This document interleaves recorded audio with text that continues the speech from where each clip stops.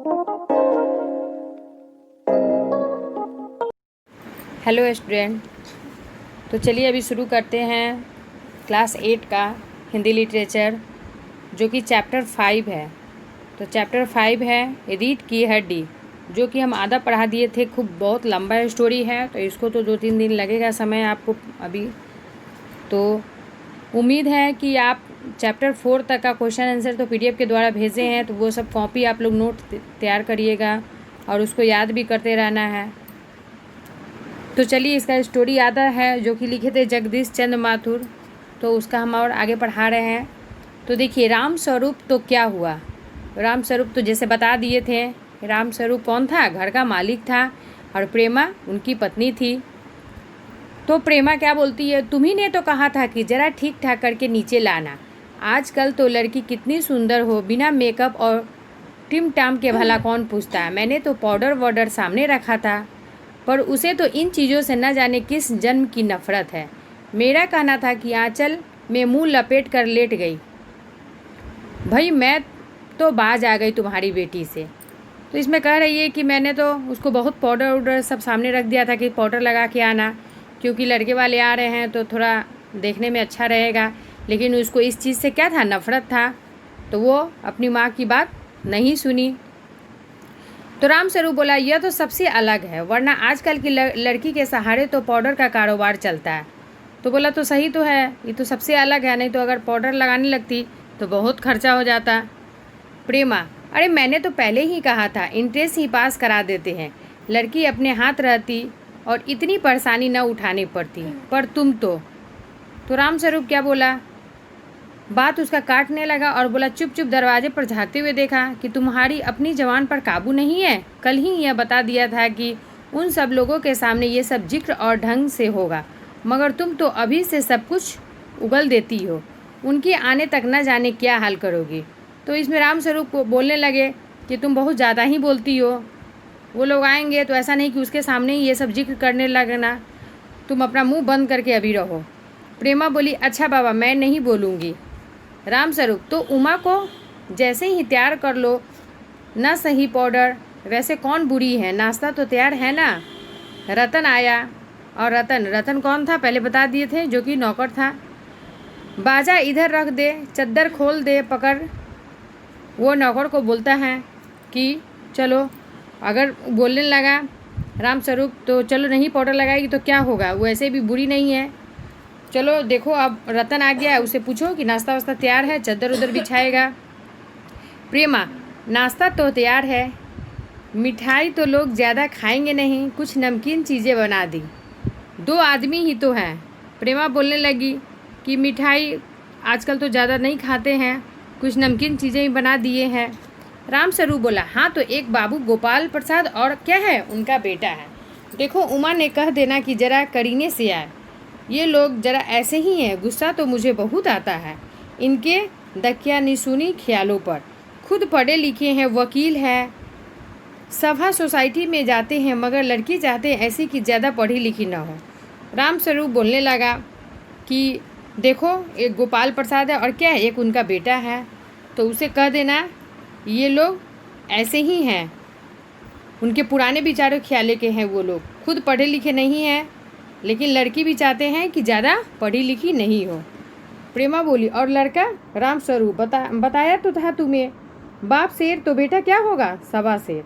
खुद medical college में पढ़ता है, कहता है कि शादी का सवाल दूसरा, तालीम का दूसरा है।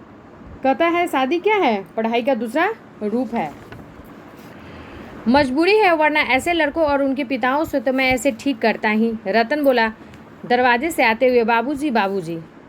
बोला कि कोई आया हुआ है दरवाजे पे। राम स्वरूप बोला, क्या है रतन, कोई आया है। तो प्रेमा अंदर की तरफ जाती है। प्रेमा, ओफ, ये बाजा वहाँ रखो। बोलने लगा कि जाओ वो बाजा वहाँ पे रख दो। राम स्वरूप बाजा उठा कर रख देते हैं, तभी किवाड़ पर दस्तक होती है। किवाड़ मतलब दरवाजा पर कोई आता है। राम स्वरूप बोले, आइए आइए। गोपाल प्रसाद और उनका लड़का शंकर आते हैं। तो जो आने वाले थे, कौन आने वाले थे, गोपाल प्रसाद और उनका लड़का शंकर। राम स्वरूप हाथ मलते हुए, हाँ इधर तशरीफ़ लाइए, इधर लाइए बिंद, मैं रख देता हूँ। मतलब बोला कि उसके हाथ में जो डंडा था वो लाइए, हम रख देते हैं, आप आइए यहाँ पे बैठिए। रामस्वरूप मकान ढूंढने में तकलीफ तो नहीं हुई? बोलने लगा कि आप लोग आए तो मेरा घर ढूंढने में कोई दिक्कत तो नहीं हुई? गोपाल प्रसाद बोला नहीं नहीं, तांगे वाला जानता था हमें तो आना था, रास्ता मिलता कैसे नहीं। अब फिर रामस्वरूप बोलता है यह तो आपकी मेहरबानी है, और कहिए शंकर बाबू कितने दिनों की छुट्टी है? वो पूछने लगा, गोपाल प्रसाद का जो बेटा है उससे पूछने लगा कि कितने दिन का छुट्टी है। शंकर बोला जी कॉलेज की छुट्टी नहीं है, मैं तो वीकेंड में चला आया हूँ। बोला छुट्टी नहीं था लेकिन हम चले आए हैं बीच में। रामस्वरूप बोले आपने पहले बीएससी किया था? शंकर बोला हाँ। रामस्वरूप आपके कोर्स ख़त्म होने में तो अब साल भर रहा होगा। तो पूछने लगा कि जो आप बीएससी किए थे तो उसमें अब साल भर ही लगेगा पढ़ाई ख़त्म होने में? शंकर बोला जी यही कोई साल 2 साल। रामस्वरूप बोला साल 2 साल? बोला कि साल भर में ही ख़त्म हो जाएगा, तुम बोल रहे हो अभी साल 2 साल लगेगा। शंकर बोला हाँ हाँ हाँ, 1 आध साल का मार्जिन रखता है। बोला हाँ 1 साल लेके चलता है, कि नहीं होगा तो 1 साल और ज़्यादा लेके चलता है। गोपाल प्रसाद बात यह है कि शंकर 1 साल बीमार हो गया था, क्या बताएं इन लोगों को इसी उम्र में सारी बीमारियां सताती है। एक हमारा ज़माना था कि स्कूल से आकर दर्जनों कचौड़ियाँ उड़ा जाते थे, मगर फिर जो खाना खाने बैठते तो वैसे ही भूख। बोलने लगा बात यह है कि क्या होता, शंकर 1 साल से बीमार हो गया था और उसकी उम्र क्या हो गया, सारी बीमारियाँ सताती थी। एक ज़माना था कि हम जब स्कूल से आते थे दर्जन क्या खा लेते थे, कचौड़ी चौड़ी खा लेते थे, मगर जो खाना बैठते फिर से वैसे ही भूख रहती थी। तो रामस्वरूप बोला कचौड़ियाँ भी उसी ज़माने में पैसे की 2 आती थी। बोला कि रामस्वरूप तो उस समय कचौड़ी भी क्या आता था, 2 पैसे की ही आती थी। गोपाल प्रसाद अरे उन्हें हजम करने की ताकत भी तो थी अकेले, और तब तो बहुतेर खेल वगैरह भी स्कूल में था, ना तो कोई वॉलीबॉल जानता था, ना टेनिस, ना बैडमिंटन, बस कभी हॉकी या क्रिकेट कुछ लोग खेला करते थे। मगर मजाल है कि कोई कह जाए कि यह लड़का कमज़ोर है। पहले क्या था, बहुत सारे खेल नहीं था, बस 2-3 ही खेल था, हॉकी था, क्रिकेट था, लेकिन कोई नहीं बोलता था कि यह लड़का कमज़ोर है। शंकर और रामस्वरूप क्या होते हैं, हंसने लगते हैं। तो रामस्वरूप बोलते हैं जी उस ज़माने की बात अलग थी। गोपाल प्रसाद अच्छा ज़रा बिजनेस की बात हो जाए? बोला ठीक है, ये सब बात तो बहुत हो गया, अब चलिए थोड़ा बिजनेस कर लेते हैं। रामस्वरूप बोले बिजनेस, ओ अच्छा, आप पहले चाय नाश्ता तो कर लीजिए। बोले ठीक है बिजनेस तो कर लेंगे, पहले चाय नाश्ता तो आप कर लीजिए। गोपाल प्रसाद डरी आवाज़ में आदमी तो भला है, मकान वकान की हैसियत से बुरी नहीं मालूम होती, पता चले लड़की कैसी है। बोले सब तो अच्छा लग रहा है, अब लड़की देखने के बाद पता चलेगा कि लड़की कैसी है। शंकर जी इधर उधर देखते हैं, देखने लगे।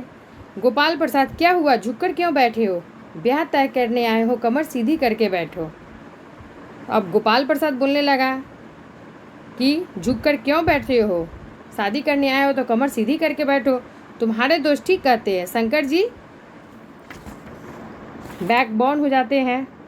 तो चलिए स्टोरी बहुत लंबा ही है, इसको अभी ख़त्म करने में 1 दिन और लगेगा, तो तब तक आप लोग ये PDF जा रहा है तो PDF के द्वारा ये जो शब्दार्थ है जब तक लिख सकते हैं, जब स्टोरी ख़त्म हो जाएगी तब फिर क्वेश्चन आंसर आप लोगों को भेजा जाएगा, और उसके पहले आप ये स्टोरी जब तक पढ़िए और पीछे का क्वेश्चन आंसर याद करिए। तो चलिए धन्यवाद।